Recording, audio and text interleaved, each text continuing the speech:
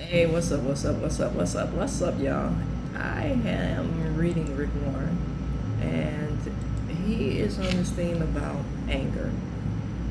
And, you know, I was going to bypass it because I feel like I've been doing the anger theme to death.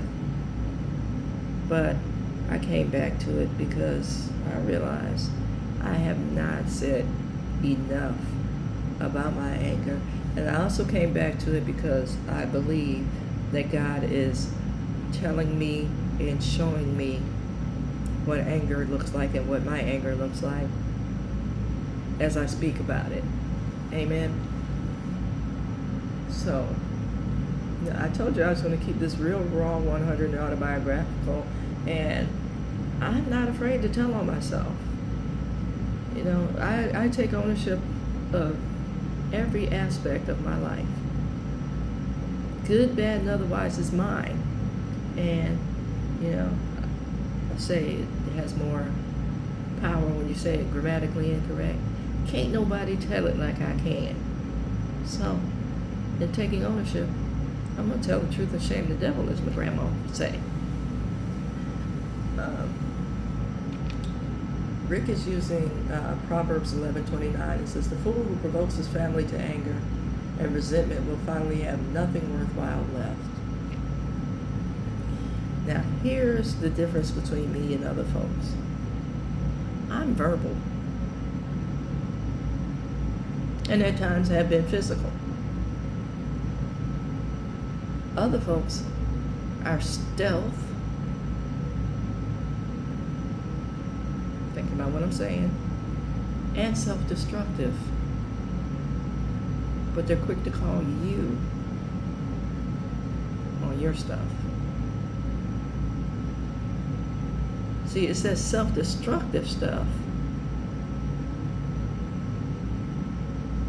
that is, I want to say, really insidious. Not that, just being angry is not. I'm not minimizing that. But,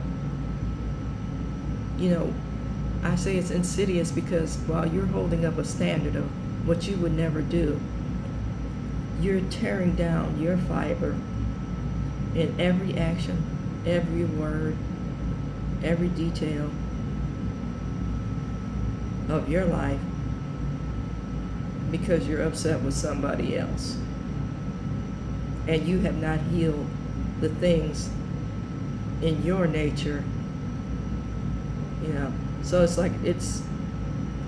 like swinging a wrecking ball and tearing something down, but forgetting that, that ball has to come back and you don't get out of its way.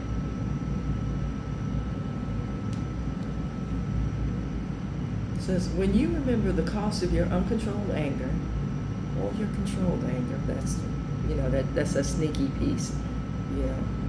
I don't like me, so everybody else is wrong. You will be more motivated to manage it. You will be less likely to get angry if you realize there's always a price to anger. The book of Proverbs offers a lot of wisdom about anger. How many of these verses can you relate to? Proverbs 15:18, odd tempers cause arguments. Proverbs 14:29, anger causes mistakes. Absolutely. Proverbs 29:22, a hot-tempered man starts fights and gets into all kinds of trouble. Absolutely. How about this one? Proverbs 11:29, the fool who provokes his family to anger and resentment will finally have nothing worthwhile left.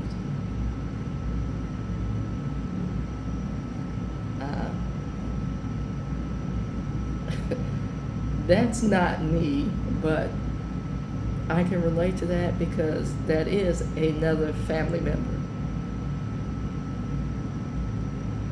I'm the anger that causes mistakes. I'm the anger that causes arguments. But see, I'm the anger that can also acknowledge, when I was wrong and promptly make amends, as the steps say.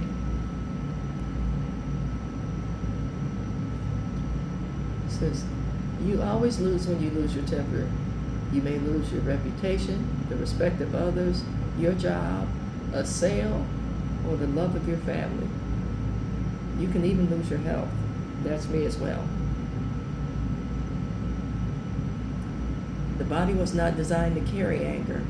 God didn't mean for you to harbor it inside you.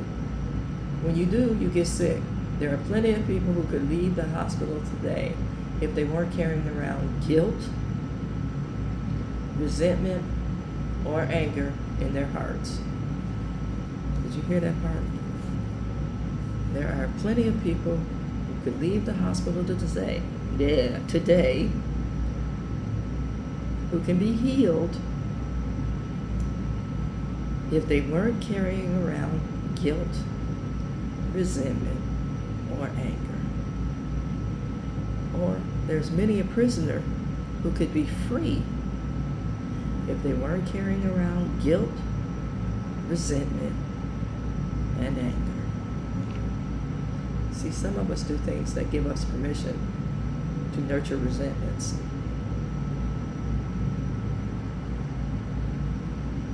And the reason we nurture resentments is because we're feeling guilty or we don't like ourselves based on something that we did that we know we half-heartedly addressed or that we lied about.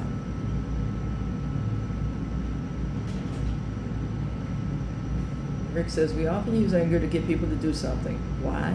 Because it works. In short time, parents in particular learn pretty quickly that you can scare kids into doing something by using anger. But the lasting effects are devastating in the long run.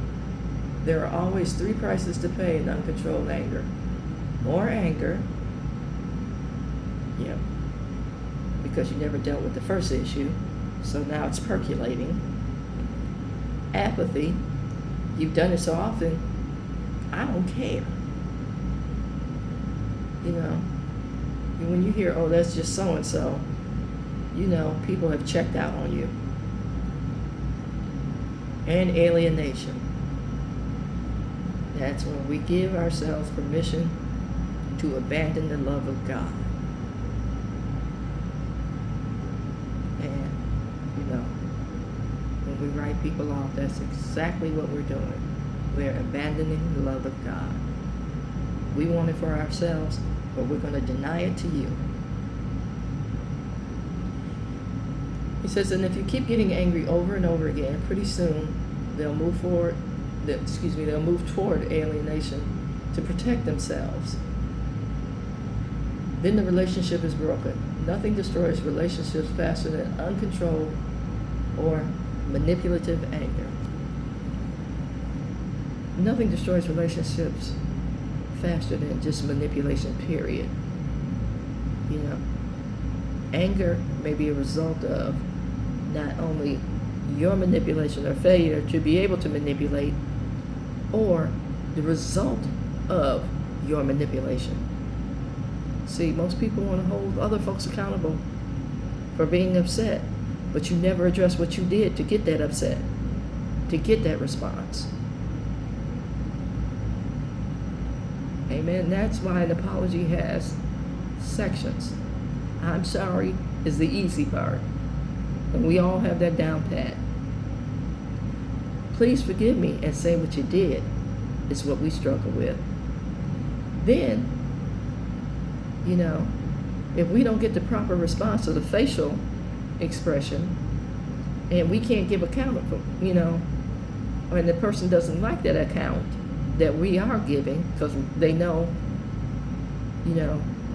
that once again, you're acting, another A word, then we go to, forget it. So you never get to, what can I do to make it right? Why? Because you didn't try. You came incorrect from the gate. Look at what part you play in the outcome of situations.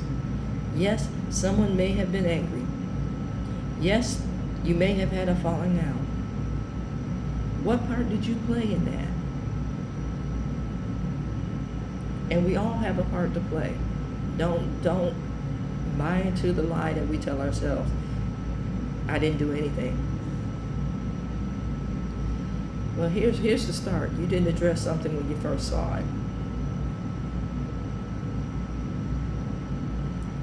You may not have been involved in the progression of it, but when you first saw it, you had an obligation to say something.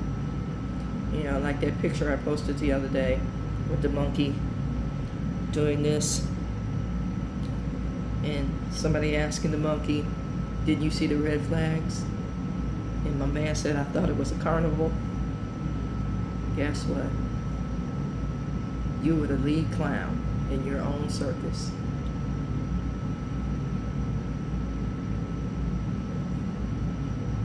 So think about what part you play